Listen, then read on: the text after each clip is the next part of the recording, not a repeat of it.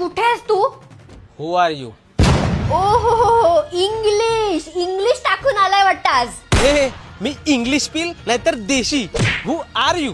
जास्त शायनिंग नको मारून. नसेल बोलायचं ना तर ठेव फोन. ए तू पण तो शानपाना करून फोन लावलाय ना, मग तूच ठेव ना फोन. मी नाही ठेवणार. अरे तू कसा ठेवणार ना, तुला तर माझ्यासाठी साधा उपवास पण ठेवता नाही आला.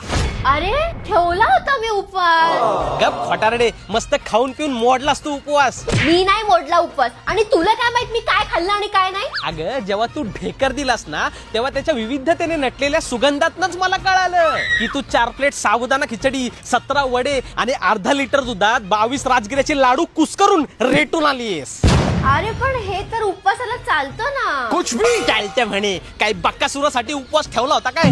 हा तू तेच तो बकासूर, ते पण प्रेग्नेंट वाला ढेऱ्या कुठचा. 1 मिनिट थांबा. वाव काय जोक केला होता. 1 नंबर. काहीतरी फालतू बोलायचं कॉमेडीसाठी. चल. अरे काय तू पण छोट्या गोष्टींवर भांडतोय. अरे बापरे, छोटं कारण. अरे आठव जरा, मी फक्त नख खातो म्हणून भांडली होतीस तू माझ्यासोबत.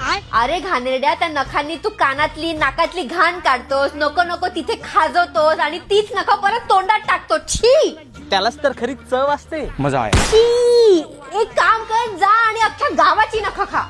ए गचपणे, तू नको सांगू मला काय करायचं. मी नख खाईल नाहीतर हॉटेल काढेल, चुलीवरची नख आणि त्यात मेन्यू पण ठेवेल. नख तंदुरी, मंचाव नेल सूप, कबाब नाखून.